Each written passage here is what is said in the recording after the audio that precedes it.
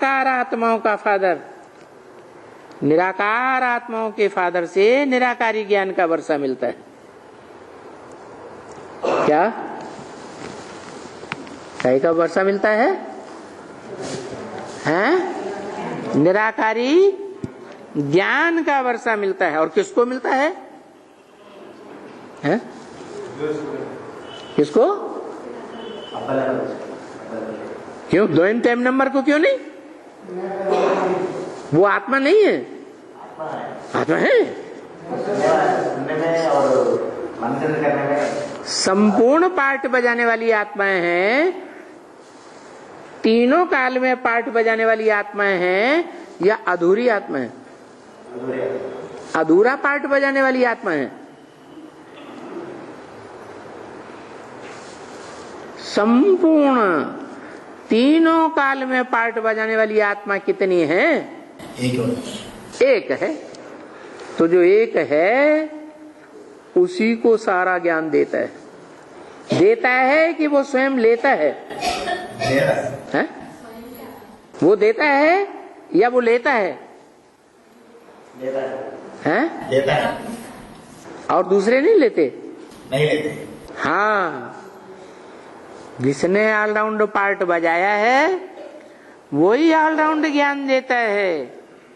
जिन धर्म पिताओं ने all-round part नहीं बजाया है, या जिन धर्म पिताओं के फॉलोअर्स ने ऑलराउंड पार्ट नहीं बजाया है, वो पूरा ज्ञान लेते भी नहीं। तो पहले पहले नंबर का वो फादर है।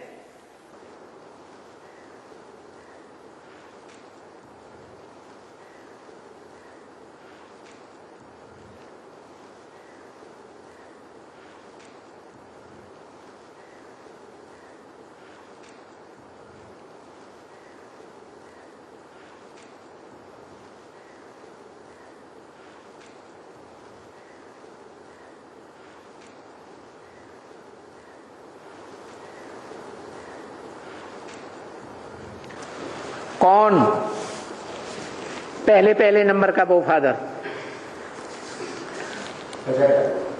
है? क्योंकि अगर कहें वो आत्माओं का बाप, तो वो तो गिनती में है, गिनती में आता ही नहीं, चक्कर में ही नहीं आता। तो जब चक्कर में ही नहीं आता, गिनती में ही नहीं आता, तो पहले नंबर का, दूसरे नंबर का या बाद वाले नंबर का होने का सवाल पैदा ही नहीं होता।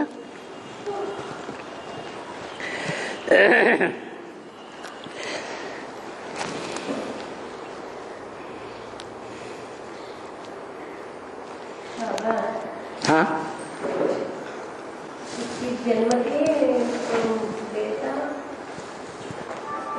बोलो बोलो, हिंदी में बता दो इनको। तेलुगुलू चप्पू। సత్యత్రేతాయుగాల్లో అమ్మాయి అబ్బాయి, ఒకసారి అమ్మాయి ఒకసారి అబ్బాయి. తర్వాత 63 జన్మల్లో అబ్బాయి అమ్మాయి లాగే పుడతారా?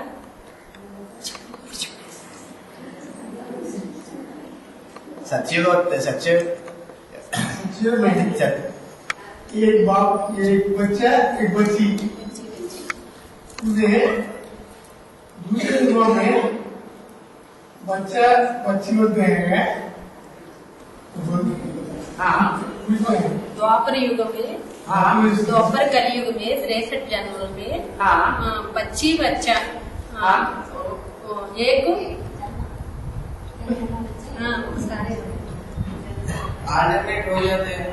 सत्य जगत में एक बच्चा बच्ची होता है ना, ऐसे द्वापर युग कलयुग में भी एक बच्चा एक बच्ची होगा क्या? कभी कभी किसी को होता है ज्वाइंट, क्या जुड़वा बच्चे कभी कभी किसी को होते हैं, हमेशा नहीं होते। ज्यादातर बच्चा अलग, फिर बाद में बच्ची अलग, या बच्ची पहले बच्चा बाद में।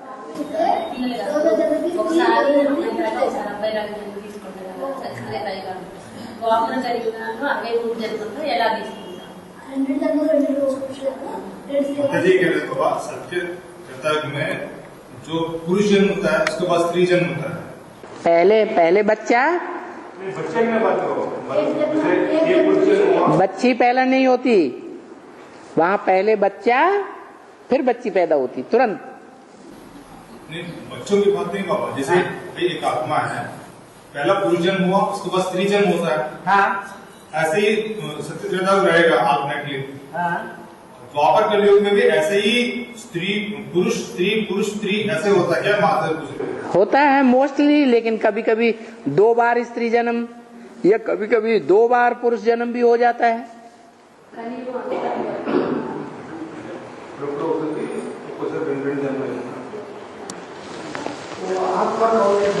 है 2 बार जन्म लेते हैं। कोई 2 बार स्त्री जन्म ले सकते, या कभी कभी 2 बार लगातार पुरुष जन्म ले सकते। मोस्टली एक जन्म एक बार, दूसरे जन्म में स्त्री। क्यों? क्योंकि स्त्री जो है वो पुरुष की याद में शरीर छोड़ती है, पुरुष अंग की याद करते करते शरीर छोड़ती है। क्योंकि पुरुष अंग से जीवन भर सुख भोगा है, वो काम विकार प्रधान होने के कारण उसे अंत समय में अंतमते सुगते हो जाती है। सारा जीवन जो याद किया वो अंत समय में जरूर याद आता है। इसलिए स्त्री को पुरुष अंग याद आ जाता और पुरुष का जन्म लेती। ऐसे ही पुरुष को स्त्री अंग याद आ जाता, क्योंकि जीवन भर स्त्री अंग से सुख भोगा है, काम विकार की प्रधानता होने के कारण द्वापर युग से, इसलिए उसे स्त्री का जन्म मिल जाता। निरंतर बार होते हैं, अब कैसा होता है, लगता है, कैसे लगता है, बार दूसरे निरंतर 2 जन्म, 2 पुरुष 2 स्त्री जन्म आता है। हाँ, और कभी कभी वो निरंतर चलते रहते हैं, कुछ नहीं। वो कभी कभी क्या होता है, कोई में पुरुष वृत्ति के संस्कार ज्यादा हैं और ज्यादा होने के कारण होंगे उन्हीं में ही पुरुष वृत्ति के ज्यादा संस्कार जो संगम युग में रुद्रमाला के बच्चे बने होंगे,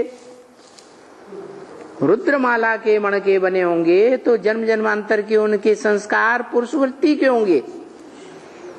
पुरुष वृत्ति के संस्कार होने के कारण अक्सर करके वो 2 जन्म पुरुष के और 1 जन्म स्त्री के लेंगे। और जो विजयमाला के होंगे वो क्या करेंगे, 2 जन्म स्त्री के और 1 जन्म पुरुष का लेंगे। मोस्टली ऐसे होगा। हाँ,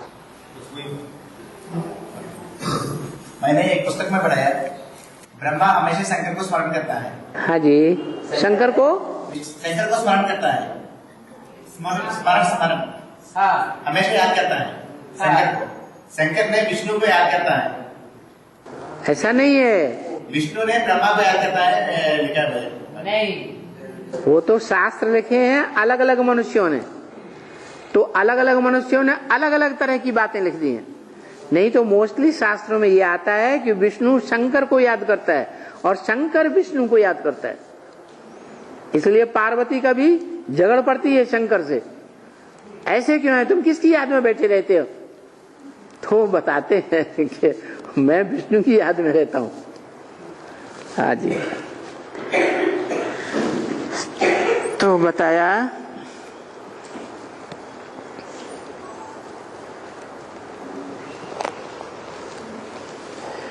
ये बेहद की पढ़ाई है और बेहद का बाप बैठ करके पढ़ाते हैं। तो उन समझने वालों को समझाना चाहिए।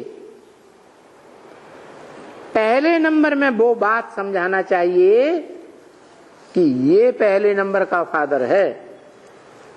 क्या धर्म पिताएं तो बहुत हैं, नंबरवार हैं, लेकिन उनमें से कोई भी पहले नंबर के धर्म पिताएं कोई भी नहीं है। न इब्राहिम, न बुद्ध, न क्राइस्ट, न गुरु नानक, न कोई।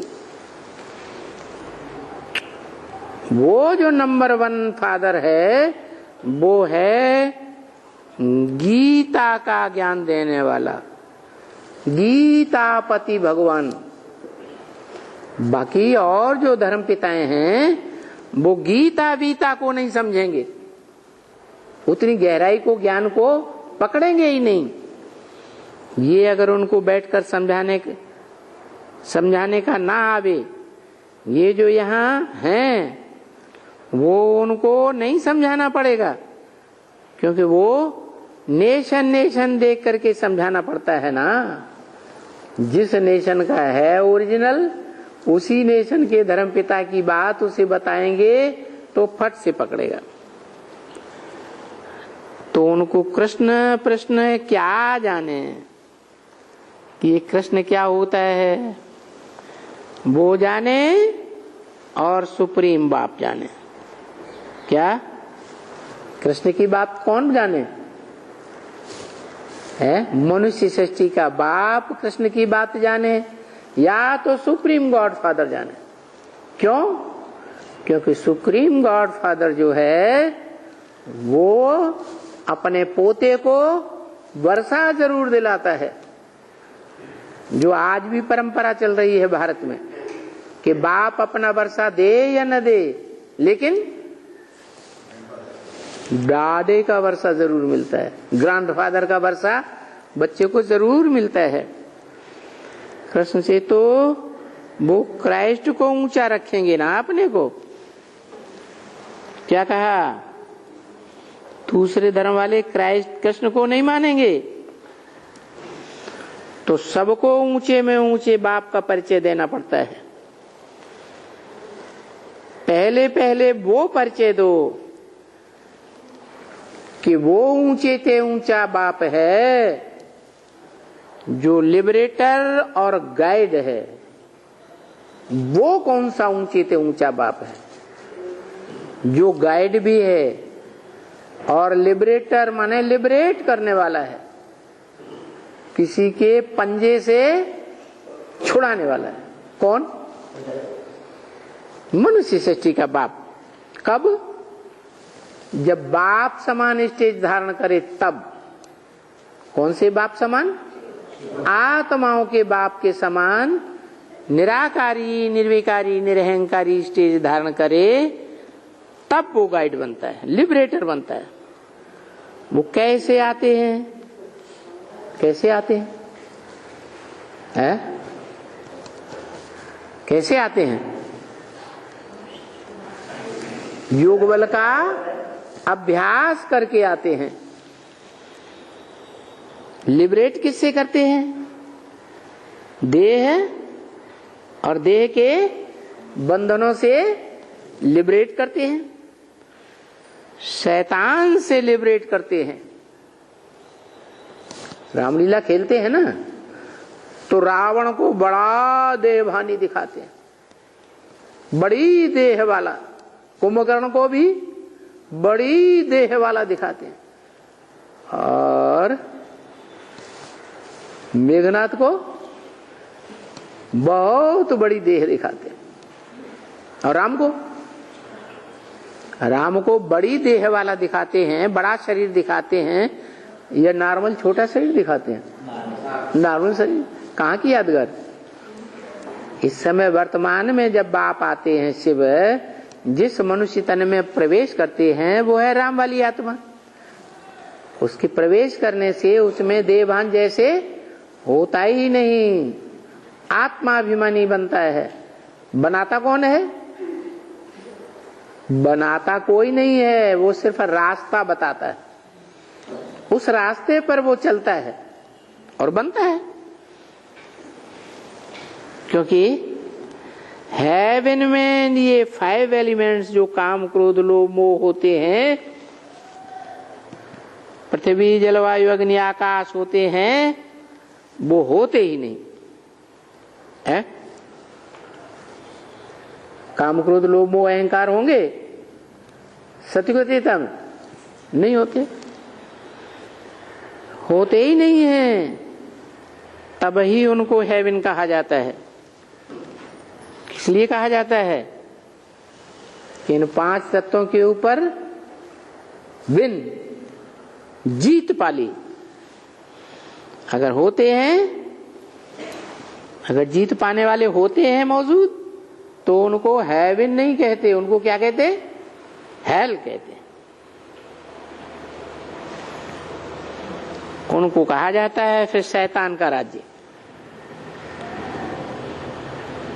इस समय में शैतान का राज्य है, क्योंकि अभी ये शैतान की पुरानी दुनिया है। इसको कहा ही जाता है आयरन एज दुनिया। इसको कोई गोल्डन दुनिया नहीं कहेंगे, नई दुनिया तो नहीं कहेंगे ना। हाँ, नई दुनिया पहले कभी हो गई है। तो नई दुनिया में कौन थे? कौन थे?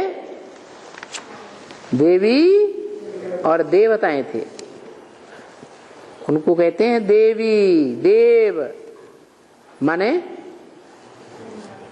सुख देने वाले, खींच खींच कर दूसरों से सुख लेने वाले नहीं। आज की दुनिया कैसी हो गई है? सुख लेने वाली है या सुख देने वाली है? हाँ, सब सुख खींच करके भी मिले तो ले लेना चाहते, देना नहीं चाहते। और देवताओं की दुनिया में देने वाले होते हैं। भाई देवी देवताएं थे। अब ये पुरानी दुनिया हो गई है। अच्छा, इस बच्ची को स्कूल में कै बजे जाना है? किसी ने कहा 10:30 बजे। अभी ये समझाते हैं, हर एक बात के ऊपर समझाते हैं। भले कोई भी सेंसिबल होते हैं ना, जितना ये सेंसिबल है, देखो यहाँ बहुत ऐसे आते हैं, वो सुन करके और चले जाते हैं। अब ये भी सुन करके चली जाती है अपने स्कूल में। देखो 10-10, 15 पेज, 15 रोज, कभी कभी तो महीने भी मुश्किल आती है ना ऐसे बच्ची। तो जब भी यहाँ आती है तभी इनको आए करके ये जो मुरलियां हैं टैप वाली, तो मुरलियां तो होते ही नहीं है, इनको मिलती ही नहीं है, इतने दिन यहाँ रहती नहीं है। फिर कोई जो एबल हेड है, अच्छी समझदार टीचर है, तो वो इनको बैठ करके बाबा की पॉइंट्स जो नोट की हुई है वो सुनाती रहेगी। नोट नहीं की होगी तो फिर इनको समझाए भी नहीं सकेगी। तो नोट की हुई होगी, उनकी चौपड़ी में लिखी हुई होगी, फिर ये सब समझाएंगे। अभी ऐसा भी यहाँ कोई होना चाहिए। ऐसा कोई है कि बाबा जो क्लास कराते हैं वो नोट करता रहे? जैसे बाबा मिसाल देते हैं,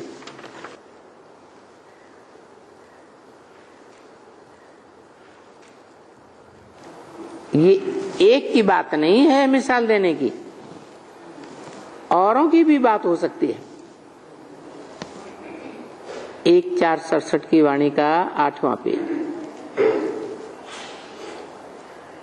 तो वो समझती है कि हम पॉइंट्स रखें, कभी भी कोई नया आवे तो हम उनको बैठ करके अच्छी तरह से फलानी फलानी पॉइंट जो बहुत अच्छी हैं वो समझाएं। वो कोई पॉइंट्स रखते हैं, हाथ उठाओ। ऐसे नए नए पॉइंट्स किन बच्चों के पास रहते हैं? किसी ने कहा इनके पास रहती है। अच्छा, इनके पास हैं? देखो एक ही है बस। दूसरा कोई है ही नहीं, एक भी दूसरा नहीं है। और फिर इसके बाद ये बच्ची है। क्या बाबा की बुद्धि कहां चली गई है? ब्रह्मा बाबा हद के बच्चों को देख रही थी कि हद की बच्ची ये नोट में लिखती है, और बाबा की बुद्धि कहां चली गई बोलने वाले की? जो ब्रह्मा के अंदर बोल रहा था कहां चली गई है? हाँ, देखो एक ही है, एक बस, दूसरा कोई है ही नहीं, एक भी दूसरा नहीं है। और फिर ये बच्ची है, किसकी तरफ इशारा किया होगा? 67 की वाणी है, हैं? बताओ। अरे प्रजापिता तो एक बच्चा हो गया, फिर ये कहा एक बच्ची है और भी है, हैं? हैं? और ये बच्ची है। अरे माने 67 में कोई ब्रह्मा बाबा के सामने लक्ष्मी वाली बच्ची भी थी, उसकी तरफ इशारा किया, और ये बच्ची है। इनको थोड़ा शौक है क्या? मुरली के पॉइंट नोट करें और फिर नोट करके दूसरों को समझावें। तो बाबा तो ये समझेगा ना कि इनको शौक है, तो कोई आवे तो मैं पॉइंट्स इनको दूंगी। तो अच्छा, फिर भी तो ये शुक्र है करे क्या? क्या करे? फिर भी तो ये शुक्र करे। कौन शुक्र? क्यों शुक्र की बात कौन कहता है? हैं? अरे शुक्र शुक्र इबादत स्थल में कौन जाता है? हैं? शुक्रवार माने जुमा, मुसलमान शुक्रवार को कहते हैं जुमा, हमारे हिंदू शास्त्रों में उसे कहता है शुक्राचार्य। किसका बार? शुक्र आचार्य का बार, शुक्र था, शुक्रवार। तो कौन से दिन के बाद आता है? गुरुवार के बाद। माने गुरुवार का बच्चा कौन? शुक्रवार। तो शुक्र है, एक तो है ना। अभी आओ, जब भी आओ तभी इनको ही पकड़ना, यानी और कोई अभी डल हेडेड हैं तो बुद्धू हैं, क्योंकि पॉइंट को पकड़ते ही नहीं है। अभी ये समझू है, अभी ये समझू हैं, इनको समझने का शौक है। किनको है? जिनके लिए कहा शुक्र है तो कम से कम तो ये समझती है एक दिन बाबा मुझे कोई सेंटर पर जरूर भेज देंगे।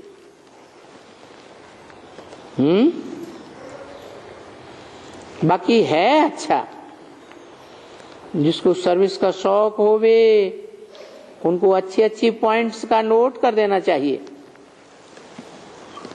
और वो नोट भी उनका शॉर्ट हैंड में भी थोड़ा ही हो। क्या कहा है? कोई कोई नोट्स लेते हैं, लंबे लंबे नोट्स लेते हैं, लेकिन नहीं, जो पॉइंट नोट करना है कैसा होना चाहिए? शॉर्ट एंड शार्प, थोड़ा ही हो। उनको मालूम है हम जो लिखेगा सो समझेगा, वो अपनी चौपड़ी में लिख देना चाहिए। कभी भी कहाँ जाएं उस ख्याल से कि मुझे इनको समझाना है, तो अपनी चौपड़ी से रिफ्रेश होकर के फिर भले जाएं, तो वो सर्विस अच्छी कर सकेगी। आए आकर के फिर ऐसे नहीं कहेगी कि ये फलानी पॉइंट मेरे पास उस समय में नहीं आई, हम भूल गए। नहीं, ऐसे सब कह देंगे। फिर जो भी भाषण वाले होंगे लौट करके आएंगे तो फिर विचार सागर मंथन जरूर चलेगा। अगर कहेंगे बोलेंगे फलानी पॉइंट उस समय में मैं सुनानी भूल गई हूं, ऐसे हो जाता है ना कभी, समझा ना। अच्छा, दूसरे दफे आएंगी जाएंगी तो जाकर के भाषण में करेंगी। ये होता ही है हमेशा। ये भी देखो नोट्स लिखती है, तभी तो ये ले जाकर के विलायत में जाती है। किसकी तरफ इशारा कहा? विलायत में जाएगी।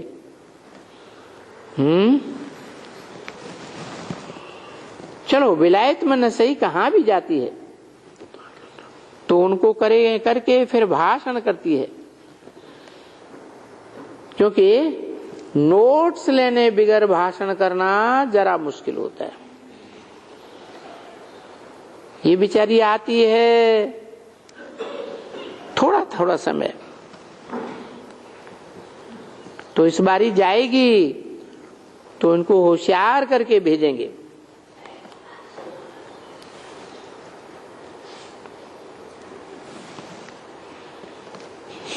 जब तक इनका वो पढ़ाई का अभी है ड्रामा में पार्ट,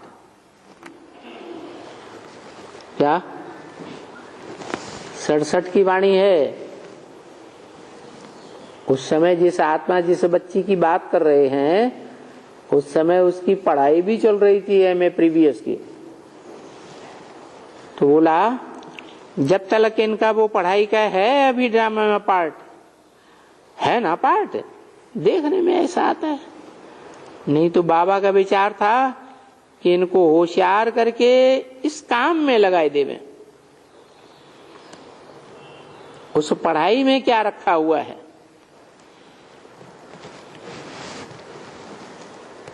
परंतु फिर भी कहे ना, क्या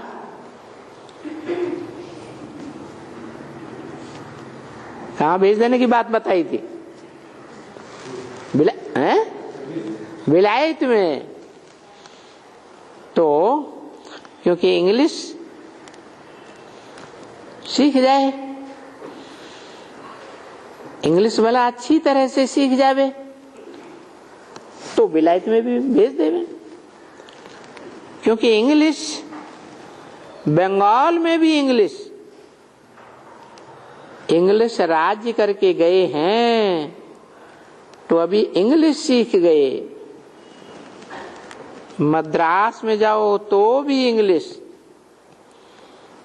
वो हिंदी लैंग्वेज नहीं है वहां, उन मद्रासियों की भी नहीं है। तो देखो अभी इस दुनिया में इंग्लिश की बहुत जरूरत रहती है, ढेर जरूरत है। क्योंकि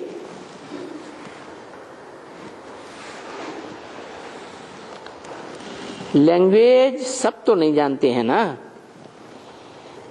एक दो की लैंग्वेज सब नहीं जानते। मद्रास में जावे तो भी इंग्लिश में चल जाएगा, कहां भी जावे तो इंग्लिश में चल जाएगा, दूसरी लैंग्वेज नहीं चलेगी।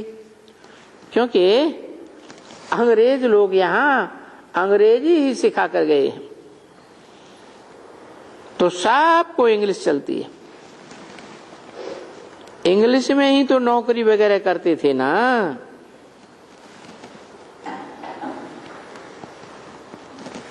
तो इंग्लिश तो सीखनी ही चाहिए।